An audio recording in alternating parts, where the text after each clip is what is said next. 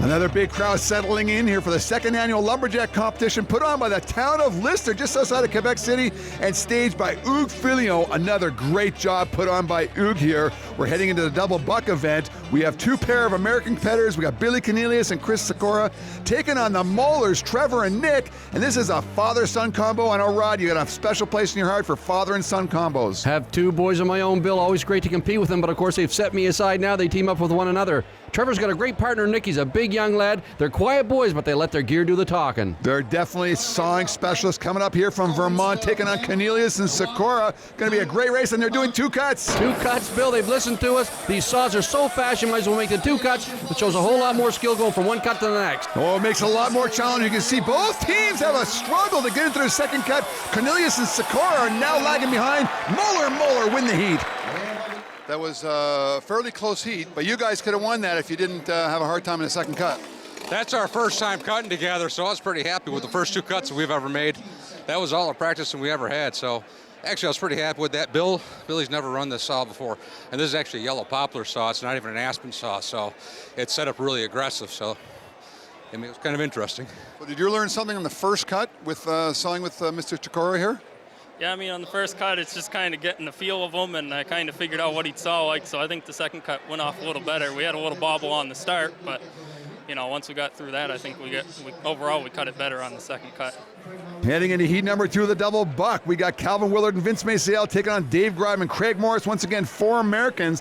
First heat in the double buck was the Maulers, setting the time to beat at 12.03. These names you typically don't hear together in the double buck, Bill. These fellows have traveled up from the eastern United States. They had to pick up a different partner for the double buck. Well, just again, a reminder that it's 2 cuts, and the key is always getting from one cut to the second cut.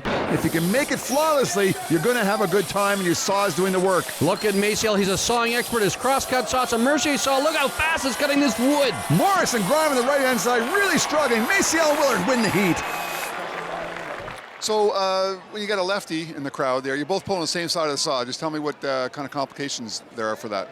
Oh, I don't know. It was the first time we've ever pulled together, so that was the first complication. The other is you're looking at somebody backwards from what you're normal, from another lefty. Being on the same side, you got to both go forward with it. Now, do people often look at you backwards? Oh, that's quite a common occurrence with me, yeah. How do you feel it went? Did you bend the saw, or did you be able to keep it straight? I was bending it a little bit. I think I was trying to push back too much, and like I said, it was the first time together, and the middle of the second cut, I think we put a little much down pressure on it, and that bound us up a little bit, so. Thanks, guys. Thank you. Thank you. Well, I don't want to slight the guys in the first 2 heats, but things are going to heat up right now, and we are going to separate the pretenders from the contenders. We got Bertrand Filion taking on Mike Sullivan and Jerry Gingras. You know the French-Canadians can work a double buck, but also in this heat, Mike Sullivan, he saw it for years with Jim Colbert. He was a sawing phenomenon. He has a great partner in Jerry Gingras. This is going to be fast. Right now, the time to beat is 10 seconds. An excellent job by Maciel and Willard in the last heat, but the time's going to get dropped right here. Look at the pace. They're almost off. First cookie's down already, Bill. Looks like Bertrand Filion have the edge right now, and they lower the time to beat to 7.52. From what I was able to tell, you guys won that on the switchover because you were dead even after the first cut. Your switchover was so clean, and your second cut was so good.